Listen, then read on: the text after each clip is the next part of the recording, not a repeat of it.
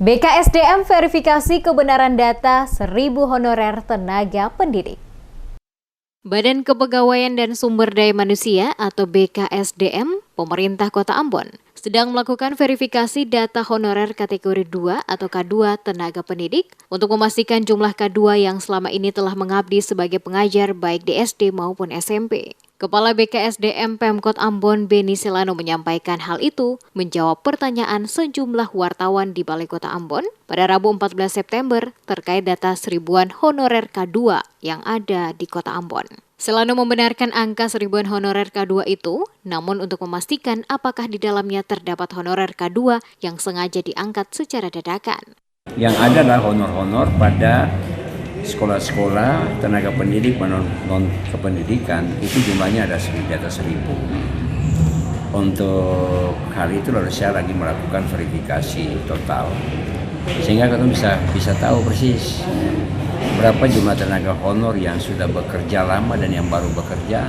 Yang diangkat mendadak pun saya harus tahu itu. Jadi tidak ada pengangkatan tenaga honor baru. Tapi tentunya kita akan selidiki barangkali di antara 1.500 sekian itu ada yang honor baru. Sebelumnya, Ketua Koordinator K2 Kota Ambon, Hasim Raidi, mempertanyakan adanya 1.000 lebih tenaga honorer biasa yang diinformasikan Dinas Pendidikan Kota Ambon. Padahal menurutnya telah ada aturan Kemendagri tentang larangan pengangkatan tenaga honorer dan berlaku sejak tahun 2014. Ia meminta agar Pemkot mengambil langkah penertiban, jika tidak akan semakin membengkaknya jumlah tenaga honorer di Kota Ambon dan dampaknya bagi honorer yang telah lama mengabdi untuk pemerintah Kota Ambon. Ia meminta Pemkot sebaiknya menyelesaikan dulu tenaga honorer K2 yang ada saat ini. Pemerintah kota diminta menyampaikan persoalan ini agar semua tenaga honorer K2 dapat mengikuti seleksi, sehingga nantinya tidak ada kecemburuan di antara tenaga honor K2 dan tenaga honorer biasa. Kalau memang mau diselesaikan, selesaikanlah dulu tenaga honorer K2 supaya tidak ada tumpang tindih. Nah, menyangkut dengan perekrutan P3K, ini memang tidak ada kekhususan untuk keturang tenaga honorer K2. Nah, semua bisa dilibatkan untuk mengikuti seleksi P3K. Nah, tidak menutup kemungkinan honorer K2 juga pun terlibat dari situ.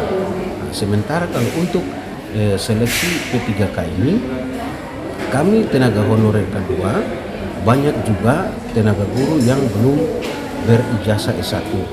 Jadi kami minta juga perhatian dari pemerintah daerah, tolong sampaikanlah kepada pemerintah pusat supaya jangan ada istilah kualifikasi ijazah. Nah, kalau memang mau ikut seleksi, diikut sertakan keseluruhannya supaya ada kecemburuan di antara ketorang tenaga honorer K2 dan tenaga honorer biasa.